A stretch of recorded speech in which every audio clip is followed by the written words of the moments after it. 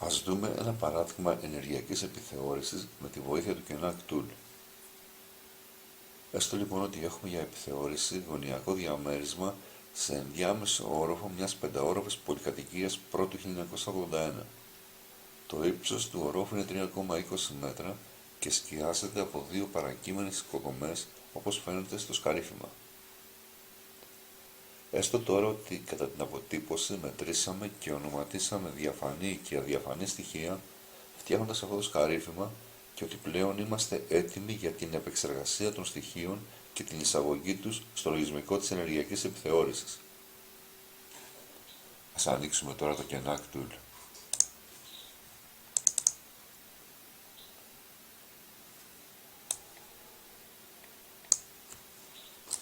Στο KENAC Tool εισάγουμε το αρχείο XML που κατεβάσαμε από το BuildingCert και ξεκινάμε την εισαγωγή των υπόλοιπων δεδομένων της ενεργειακής επιθεώρησης.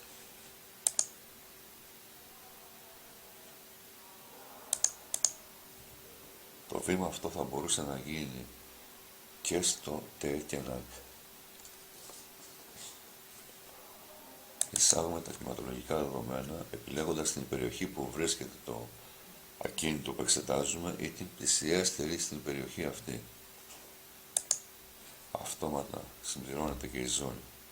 Έπειτα συμπληρώνουμε τις πηγές των δεδομένων μας που για το συγκεκριμένο διαμέρισμα ήταν μόνο πληροφορίες από τον ιδιοκτήτη. Και είμαστε τώρα έτοιμοι να περάσουμε στην ενότητα κτίριο και να δώσουμε τα στοιχεία του κτιρίου. Είναι πολυκατοικία. Η συνολική επιφάνεια είναι 7,5 επί 7 μείον 3,5 επί 2,5. Τις πράξεις θα τις κάνουμε με τη βοήθεια του βοηθητικού πίνακα και συμπληρώνουμε 7,5 επί 7 μείον 3,5 επί 2,5. Επιλέγουμε κελί και εισάγουμε αποτέλεσμα. Η θερμαινόμενη επιφάνεια είναι πάντα η συνολική επιφάνεια. Η ψυχόμενη επιφάνεια, αν δεν υπάρχουν περισσότερα στοιχεία, είναι το μισό της θερμαινόμενης επιφάνειας. Μηδενίζουμε 43,75 επί 0,5. Αποτέλεσμα, επιλέγω κελί, εισαγωγή. Στη συνέχεια συμπληρώνουμε τον αριθμό ορόφων της οικοδομής μας που είναι 5, το ύψος του ορόφου που είναι 3,2 μέτρα και το ύψος του ισογείου που είναι και αυτό 3,2 μέτρα. Τώρα με τη βοήθεια του βοηθητικού πίνακα θα υπολογίσουμε τους συνολικούς όγκους. 43,75 η επιφάνεια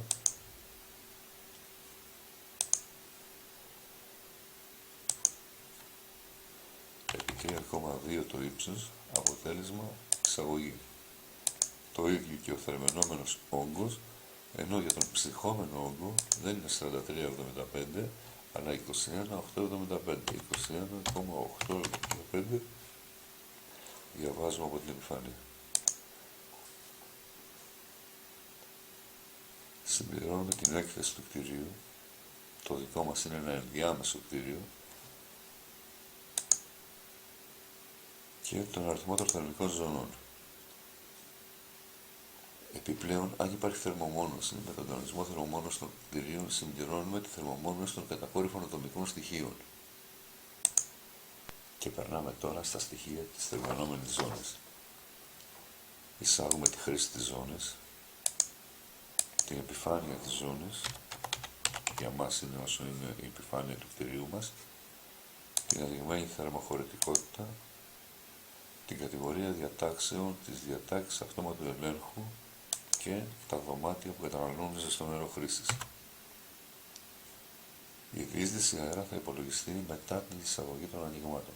Θα υπολογιστεί αυτόματα. Εισάγουμε αριθμό καμινάδων, αριθμό θηρίδων εξαιρεσμού και αριθμό ανεμιστήρων οροφής εάν υπάρχουν. Και τώρα ήρθε η ώρα να εισάγουμε τα αδιαφανή στοιχεία του εξεταζόμενου διαμερίσματος. Για να έχουμε αυτόματη παραγωγή σχεδίων, ξεκινάμε από οποιοδήποτε σημείο του διαμερίσματος και συνεχίζουμε με την ίδια φορά έως να ολοκληρωθεί η εισαγωγή. Στο εξεταζόμενο διαμέρισμα ας ξεκινήσουμε από το σημείο Α και ας πάμε δεξιόστροφα. Για κάθε στοιχείο εισάγουμε τα χαρακτηριστικά του κτηρίου, τη μόνωση του στοιχείου, τη θέση του στοιχείου, τη σκίαση και την επένδυση του στοιχείου. Επιπλέον εισάγουμε τον τύπο του στοιχείου, μια περιγραφή που το συνδέει με το σκαρίφημά μας, τη γωνία σε σχέση με το βορρά, το πλάτος και το ύψος του στοιχείου. Για τον υπολογισμό των σκιάσεων του τοίχου μας θα χρειαστεί να εισάγουμε και τις αποστάσεις και τα μεγέθη των εμποδίων που σκιάζουν τον τοίχο μας. Έτσι, ο τοίχος 1 σκιάζεται από εμπρός από μια οικοδομή που έχει ύψος 7,5 μέτρα και απέχει από τον τοίχο 1 7 μέτρα. Από δεξιά του σκιάζεται από μια οικοδομή που έχει ύψος 6,5 μέτρα και απέχει από αυτόν 5 μέτρα και από αριστερά του σκιάζεται από τον τοίχο ΤΑΦ2 του ιδίου διαμερίσματος. Εδώ θέλει λίγη προσοχή, γιατί όταν μιλάμε για πλευρικές σκιάσεις θα πρέπει να κοιτάζουμε τον τοίχο πάντα από την έξω πλευρά. Επιπλέον ο τοίχος 1 σκιάζεται από το μπαλκόνι, το οποίο έχει πλάτος όσο είναι το πλάτος του τοίχου ΤΑΦ2, δηλαδή 2,5 μέτρα. Ας εισάγουμε τον τοίχο 1. Βατικός τοίχος 1 ή οποιοδήποτε άλλο όνομα. Η γωνία είναι 360 μοίρες, το πλάτος είναι 3,5 μέτρα και το ύψος είναι 3,2 μέτρα. Με βάση τα χαρακτηριστικά του κτηρίου και τη μόνωση του στοιχείου και τη θέση του στοιχείου έχει υπολογιστεί και το ποσοστό του σκυροδέματος στην επιφάνεια του τοίχου, αλλά και το ου του σκυροδέματος και το ου του τοίχου. Επιπλέον, όταν θα μπουν και τα ανοίγματα θα υπολογιστεί και το συνολικό ου του τοίχου. Πάμε τώρα να εισάγουμε τα εμπόδια που σκιάζουν τον τοίχο μας. Εμπρός, απόσταση εμπόδιο εμπρός 7 μέτρα. Ύψος εμποδίου εμπρός 7,5 μέτρα. Πλάτος του προβόλου 2,5 μέτρα.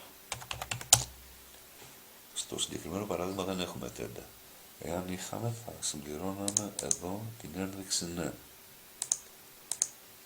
Απόσταση από αριστερά για το εμπόδιο που σκιάζει τον τοίχο μας αριστερά 0. Πλάτος εμποδίου αριστερά ο τοίχος μας το 2,5 και ύψος το 3,2 το ύψος του τοίχου ΤΑΦ2. Απόσταση από εμπόδιο δεξιά είναι τα 5 μέτρα και το εμπόδιο έχει ύψος 6,5 μέτρα. Τα 5 μέτρα, το πλάτος του εμποδίου που σκιάζει τον τοίχο μας, αυτό το πλάτος είναι στην περασιά του διαμερίσματός μας, άρα είναι 2,5 μέτρα. Το ύψος του εμποδίου είναι 3,2 μέτρα. Και έτσι ολοκληρώσαμε την εισαγωγή του τοίχου ΤΑΦ1. Έχουμε όλα τα στοιχεία που προσδιορίζουν το ου του τοίχου και τη σκίαση του τοίχου.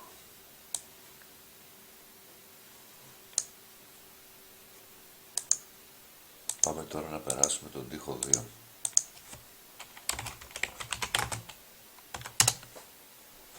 Ο τοίχος 2, ο δεύτερος τοίχος μας, είναι ένας βατικός τοίχος ο οποίος σε σχέση με το βορρά έχει γωνία 270 μοίρες και σκιάζεται από εμπρός από την οικοδομή που έχει ύψος 6,5 μέτρα και βρίσκεται σε απόσταση 8,5 μέτρα, από δεξιά του από τον τοίχο ΤΑΦ1 του ιδίου διαμερίσματος που έχει πλάτος σκίασης 3,5 μέτρα και ύψος 3,2 και από αριστερά του από την οικοδομή που έχει ύψος 7,5 μέτρα, πλάτος σκίασης 3,5 μέτρα και ύψος 7,5 μέτρα.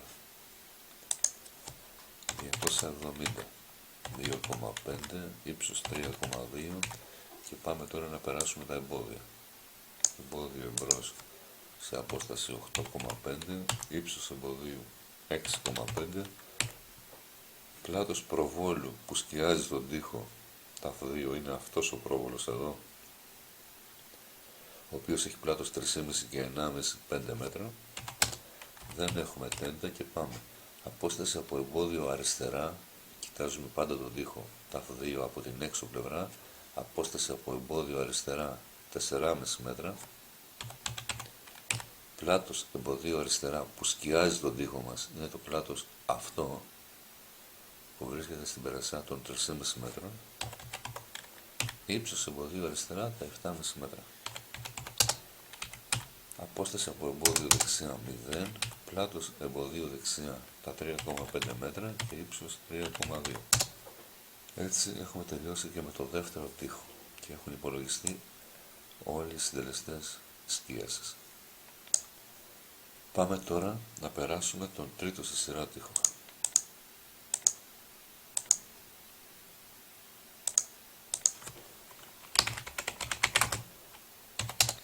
Ο τοίχος 3 έχει πλάτος 5,5 μέτρα, ύψος 3,2 και σκιάζεται από μπροστά από την οικοδομή που έχει ύψος 7,5 μέτρα και απέχει 4,5 μέτρα, από τον πρόβολο ο οποίος έχει πλάτος 1,5 μέτρο, ενώ πλευρικός σκιασμός δεν υπάρχει για τον τοίχο ταφ3. Η γωνία του είναι 360 μοίρες ή 0 μοίρες. Το πλάτος είναι 5,5, 3,2. Έχουμε απόσταση από εμπόδιο μπρος 4,5, ύψος εμποδίου μπρος 7,5 μέτρα και ένα πλάτος προβόλου 1,5 μέτρα. Δεν υπάρχει τέντα, δεν υπάρχει πλευρικός σκιασμός, έχουμε τελειώσει από τον τοίχο ταφ3. Επόμενος τοίχος είναι ο τοίχος σ1 και σ2. Οι τοίχοι σ1 και σ2 δεν μετέχουν, είναι αδιαβατική τοίχη και δεν μετέχουν στην ενεργειακή επιθεώρηση. Ο μόνος λόγος που τους περνάμε στο συγκεκριμένο παράδειγμα είναι για να πάρουμε ένα καλό DXF αρχείο. Για να μην περάσουν οι τοίχοι αυτοί στην ενεργειακή επιθεώρηση, για να μην τους διαβάσει το ΤΕ και ΝΑΚ, θα πρέπει να ορίσουμε ότι η τύχη αυτή είναι τύχη σκαρυφήματος. Ας τους δώσουμε ένα όνομα. Τύχος σκαρυφήματος σ1. Χρειαζόμαστε τη γωνία, το πλάτος και το ύψος του τοίχου. Η γωνία είναι 90 μοίρες, το πλάτος του τοίχου σ1 είναι 7, το ύψος είναι 3,2 και έχουμε τελειώσει. Πάμε να περάσουμε για τον επόμενο τοίχο, που είναι πάλι τοίχος σκαρυφήματος. Θα το πούμε και αυτόν τοίχος σκαρυφήματος σ2, ο οποίος είναι με γωνία 180, με πλάτος 7,5 μέτρα και με ύψος 3,2 μέτρα. Τελειώσαμε και με τον τοίχο αυτόν και πάμε να περάσουμε τον τοίχο που είναι στην είσοδο του διαμερίσματός μας. Ο τοίχος αυτός σε σχέση με τους προηγούμενους τοίχους δεν βρίσκεται σε επαφή με αέρα, αλλά βρίσκεται σε επαφή με αέρα και ουδεύτερα. Για τους τοίχους σαν το ταφ4 που είναι σε επαφή με μη θερμαινόμενο χώρο, τον οποίο μη θερμαινόμενο χώρο δεν θα περάσουμε στην ενεργειακή μας επιθεώρηση, ως θέση του στοιχείου ορίζουμε την σε επαφή με αέρα και ουδεύτερα. Η επιλογή σε επαφή με αέρα και ουδεύτερα έχει να κάνει με τις προδιαγραφές του ΤΕ και ΝΑΚ. Να πούμε ότι είναι ένας τοίχος λοιπόν δρομικός, ο οποίος είναι ο ταφ4 και θα μπορούσε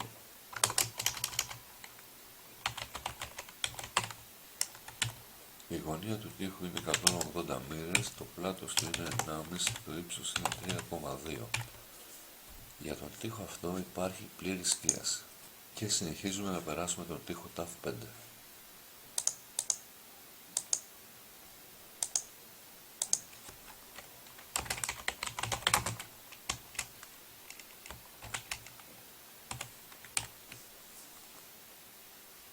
Η γωνία του τοίχου είναι 270 μοίρες, το πλάτος του τοίχου είναι 4,5 μέτρα, το ύψος είναι 3,2 και υπάρχει σκίαση από τον πρόβολο και από την οικοδομή μπροστά που βρίσκεται σε απόσταση 5 μέτρα. Πλευρικές σκιάσεις δεν υπάρχουν για τον τοίχο ταφ5. Πλάτος 4,5, ύψος 3,2, απόσταση από εμπόδιο εμπρός 5, ύψος εμποδίου εμπρός 6,5 και υπάρχει και ένας πρόβολος ο οποίος έχει πλάτος 1,5 μέτρα. Σε αυτό το σημείο έχουμε τελειώσει με την περιγραφή των τοίχων και έχουμε πάρει όλους τους συντελεστές σκιάσεων. Είναι ώρα να συνεχίσουμε με τις διαφανείς επιφάνειες, είναι ώρα να περάσουμε σε κάθε τοίχο τα ανοίγματα, τα κουφώματα που το αναλογούν. Για κάθε άνοιγμα, για κάθε διαφανή επιφάνεια θα πρέπει να δώσουμε την μόνωση τον τύπο του πλαισίου και του γυαλοπίνακα, τη διαπερατότητα και την αεροστεγανότητα. Επιπλέον πρέπει να προσδιορίσουμε σε ποιον τοίχο, σε ποιο αδιαφανές στοιχείο υπάρχει το κάθε διαφανές, να δώσουμε τον τύπο του διαφανούς, μια μικρή περιγραφή και την γεωμετρία του, ύψος ποδιάς, πλάτος, ύψος διαφανούς, εμβαδόν σταθερό τμήματος, αν υπάρχει σταθερό τμήμα, εμβαδόν γυαλοπίνακα, ανάλογα με το τι έχουμε μετρήσει, καθώς και τις αποστάσεις από το ένα ή το άλλο όριο του τοίχου.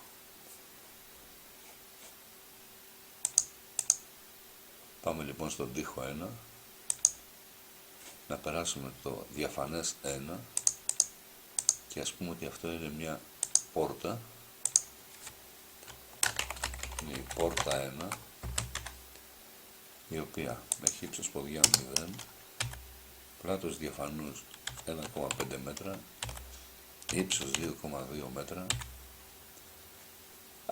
δεν έχει σταθερό τμήμα και ο γυαλοπίνακας είναι σαν αυτόν τον γυαλοπίνακα, δηλαδή κάτι σαν 0,7 ύψος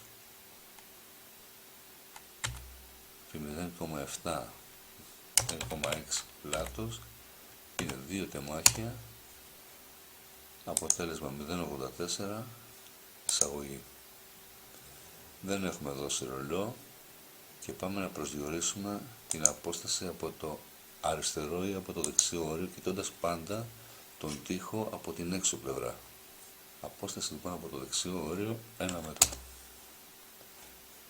Εάν γυρίσουμε στην αρχή, θα δούμε ότι έχει σχεδιαστεί ο τοίχος με τα χαρακτηριστικά που είχε, δηλαδή μπαλκόνι, εμπόδιο κολλητά αριστερά, εμπόδιο απέναντι από την άλλη πλευρά τα 6,5 μέτρα ύψος και το άνοιγμα έχει έρθει στη θέση που το έχουμε στο σκαρίφημο, η τομή του τοίχου μας. Πάμε να περάσουμε το επόμενο άνοιγμα, το οποίο βρίσκεται στον τοίχο ταφ3.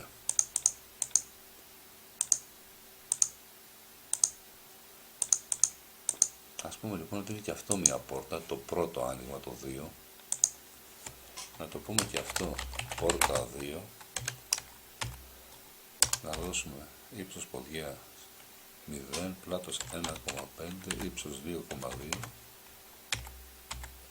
Να πούμε ότι είναι ολόκληρη τζαμαρία και ότι αυτή πλέον θα έχει το 1,3 από το 1,5 τζάμι και τα 2 από τα 2,20 τζάμι. Το αποτέλεσμα είναι 2,6 τετραγωνικά μέτρα, πατάμε και το εισάγουμε. Η πόρτα αυτή, από το σκαρίφημα βλέπουμε ότι είναι 1 μέτρο από την δεξιά πλευρά του τοίχου μας, κοιτώντας από την απ' έξω πλευρά. Άρα ερχόμαστε και δίνουμε 1 μέτρο. Εάν γυρίσουμε στην αρχή, η πόρτα έχει μπει στη σωστή θέση. Πάμε τώρα να περάσουμε και το διαφανές 3 στον ίδιο τοίχο. Στον τοίχο 3 να περάσουμε ένα παράθυρο, να το πούμε παράθυρο 3, να δώσουμε ύψος ποδιάς 1 μέτρο, πλάτος 1,5, ύψος διαφανούς 1,2. Και έχουμε περάσει, αυτή τη στιγμή βρίσκεται κολλημένο στο άκρο, το διαφανές που περάσαμε, θα πρέπει να του δώσουμε την απόσταση από τη δεξιά ή από την αριστερή πλευρά του τοίχου. Από το δεξιό όριο λοιπόν είναι 1 και 1,5, 2,5, 3,5 μέτρα, άρα αυτό είναι 3,5 μέτρα. Και ερχόμενοι θα δούμε ότι το διαφανές μας έχει μπει στη σωστή θέση. Αυτή είναι η πόρτα και αυτό είναι το παράθυρο. Να δώσουμε και τον γυαλοπίνακα, όπου ο γυαλοπίνακας είναι όλο μας το παράθυρο, θα έχει περίπου 1,3 δηλαδή πλάτο, θα έχει περίπου 1,3 πλάτος, θα έχει περίπου 1 μέτρο ύψος, 1 τεμάχιο και εισάγουμε. Η επόμενη τύχη δεν έχουν να περάσουμε τίποτα. Πάμε να δώσουμε το άνοιγμα στον τοίχο 5.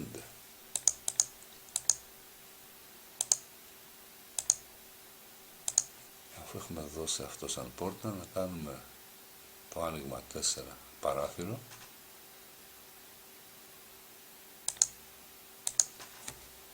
Να το πούμε παράθυρο 4. Να του δώσουμε 1 μέτρο ύψους ποδιάς, 2 μέτρα πλάτος, 1,2 ύψους, και τώρα να περιγράψουμε ένα παράθυρο το οποίο είναι ανοιγόμενο, δηλαδή έχει 2 φύλλα από τζάμι, με συνολικό πλάτος 2 μέτρα, 0,9 το κάθε πλάτος τζαμιού, με συνολικό ύψος 1,2. Να δώσουμε το 1 μέτρο σαν τζάμι, συνολικό 1,8, εισαγωγή, είμαστε ok. Μένει μόνο τώρα να δώσουμε την απόσταση από το ένα όριο του τοίχου, είτε από το δεξιό είτε από το αριστερό. Στο σκαρίφημα έχουμε πάλι από τα δεξιά την απόσταση, η οποία είναι 1 μέτρο, άρα δεν έχουμε παρά να δώσουμε απόσταση 1 μέτρο.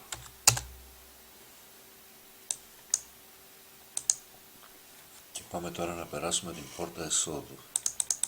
Η πόρτα εσόδου ανοίγει στον τοίχο ταφ 4.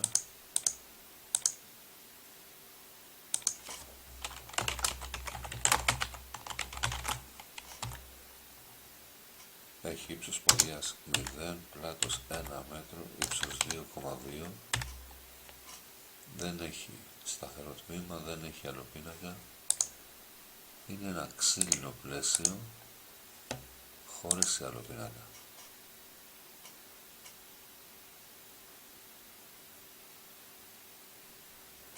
Το U με βάση τον τύπο πλαισίου για γυαλοπίνακα είναι 2,2. Θυμηθείτε όμως ότι όπως κάναμε και στον τοίχο, θα πρέπει εδώ να δώσουμε το μισό U. Άρα επιλέγουμε με κενάκ και το αλλάζουμε με 1,1.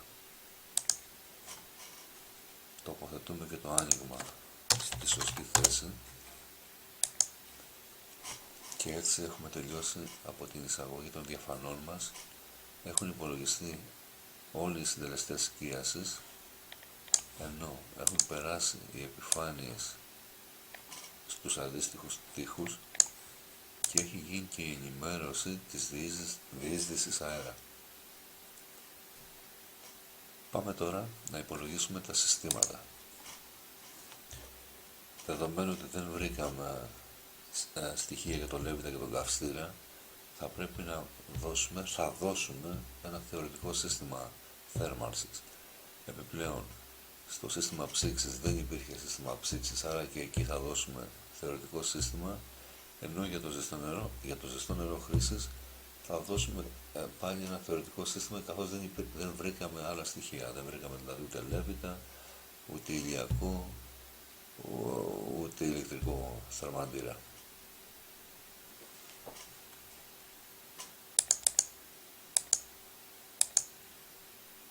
Θα μπορούσαμε να έχουμε οποιοδήποτε από αυτά τα στοιχεία για θέρμανση, όπως λέβητα, όπου θα πρέπει να συμπληρώσουμε τα χαρακτηριστικά του, ή μια αντλία θερμότητας, όπου θα πρέπει να δώσουμε τα στοιχεία της. Όμως σε αυτό το παράδειγμα έχουμε το θεωρητικό σύστημα θέρμανσης.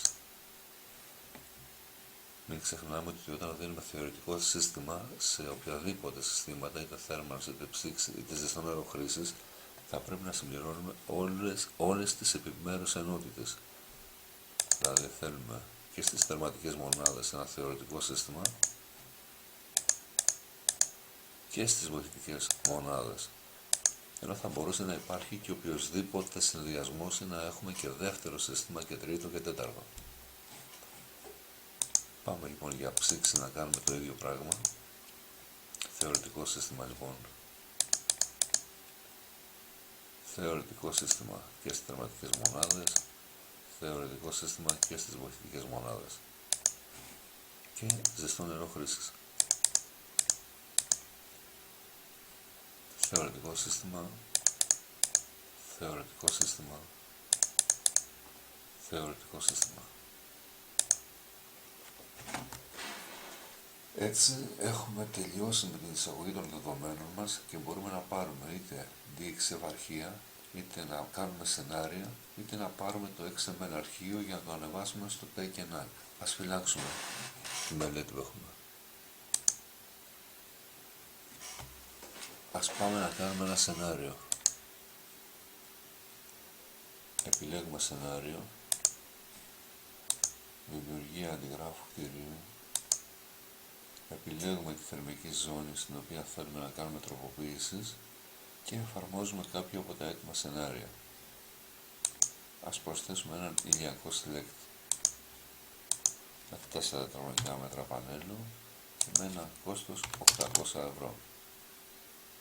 Αφού επιλέξουμε το σενάριο, πατάμε ενημέρωση του κτηρίου και πλέον, εάν πάμε στα συστήματα, έχουμε ήδη τον ηλιακό συλλέκτη με τα στοιχεία που καθορίσαμε. Να αποθηκεύσουμε το αρχείο και να πάμε να φτιάξουμε αρχεία DXF. Εδώ επιλέγουμε τη ζώνη από την οποία θέλουμε να πάρουμε σκαρεφήματα, επιλέγουμε το πάχος των τοίχων του σκαρεφήματος, επιλέγουμε τη θέση της θερμικής ζώνης στο ύψος του κτηρίου,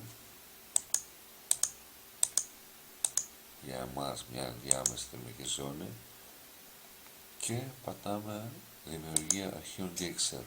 Το αρχείο DXF είναι έτοιμο. Ανοίγουμε ένα CAD και φορτώνουμε το αρχείο που ετοιμάσαμε. Αυτό λοιπόν είναι το σκαρέφημα.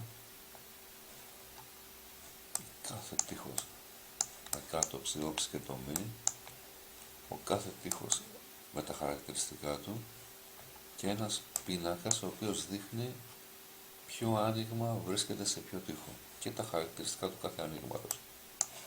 Να το κλείσουμε.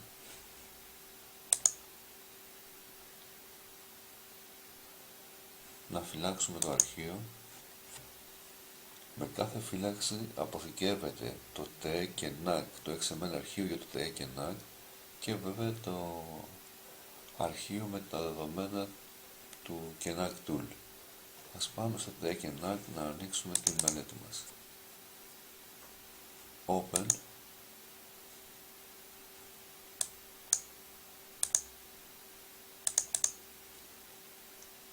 Το παράδειγμα XML. Και εδώ έχουν μεταφερθεί τώρα όλα τα δεδομένα μας και το σενάριο. Η ζώνη, το κέλυφος με τα διαφανή και τα διαφανή στοιχεία, τα συστήματα με αυτό που προβλέπεται να υπάρχει. Εμείς είχαμε δώσει θεωρητικό σύστημα, όμως το TakeNAC θεωρεί θεωρητικό σύστημα τον Levita με ισχύ 0 και βέβαια το ίδιο ισχύει και με τα υπόλοιπα.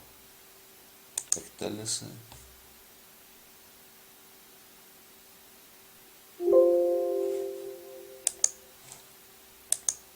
Αποτελέσματα έχουμε το κτίριό μας να βρίσκεται στην κατηγορία Δ, με την προσθήκη του ηλιακού το κτίριο να αναβαθμίζεται και να πηγαίνει στην κατηγορία Γ.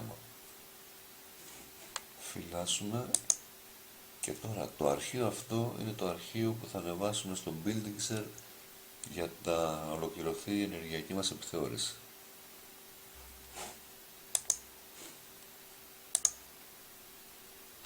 Αυτή ήταν μια σύντομη παρουσίαση του KNAC Tool. Περισσότερη βοήθεια μπορείτε να βρείτε στο cvtools.gr.